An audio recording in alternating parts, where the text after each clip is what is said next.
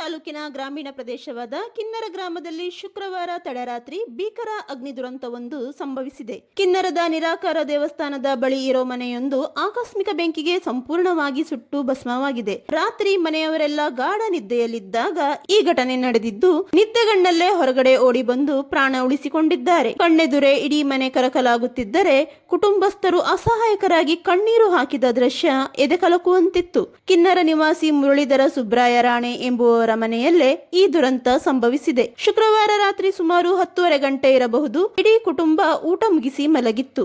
ಈ ವೇಳೆ ಇದ್ದಕ್ಕಿದ್ದಂತೆ ಮನೆಯಲ್ಲಿ ಬೆಂಕಿ ಕಾಣಿಸಿಕೊಂಡಿದೆ.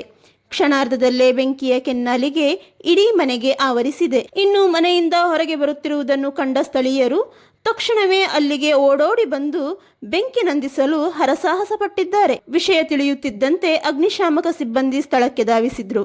ಆದರೆ ಆ ಪ್ರದೇಶದ ಇಕ್ಕಟ್ಟಾದ ರಸ್ತೆಗಳು ಕಾರ್ಯಾಚರಣೆಗೆ ಅಡ್ಡಿಯಾದವು. ಮನೆ ಇರುವ ಜಾಗಕ್ಕೆ ಅಗ್ನಿಶಾಮಕ ವಾಹನ ಹೋಗಲು ಜಾಗವೇ ಇರಲಿಲ್ಲ. ಆದರೂ ಧೃತಿಗೆಡದೆ ಸಿಬ್ಬಂದಿ ಕಿರಿದಾದ ಹಾದಿಯಲ್ಲೇ ಸಾಹಸಪಟ್ಟು ಕಾರ್ಯಾಚರಣೆ ನಡೆಸಿ ಬೆಂಕಿ ಅಕ್ಕಪಕ್ಕದ ಮನೆಗಳಿಗೆ ಹರಡದಂತೆ ತಡೆದಿದ್ದಾರೆ. ಆದರೆ ಅಷ್ಟರಲ್ಲೇ ಮುರಳೀಧರ್ ಅವರ ಮನೆ ಸಂಪೂರ್ಣವಾಗಿ ಸುಟ್ಟು ಕರಕಲಾಗಿತ್ತು. ದುರಂತದಲ್ಲಿ ಲಕ್ಷಾಂತರ ರೂಪಾಯಿ ಮೌಲ್ಯದ ಆಸ್ತಿ ನಷ್ಟವಾಗಿದ್ದು, ಸದ್ಯಕ್ಕೆ ಅಧಿಕಾರಿಗಳು ಸ್ಥಳಕ್ಕೆ ಭೇಟಿ ನೀಡಿ ಪರಿಶೀಲನೆ ನಡೆಸಿದ್ದಾರೆ. ಬೆಂಕಿ ಅವಘಡಕ್ಕೆ ನಿಖರ ಕಾರಣ ಏನೆಂಬುದು ಇನ್ನೂ ಗೊತ್ತಾಗಬೇಕಾಗಿದೆ.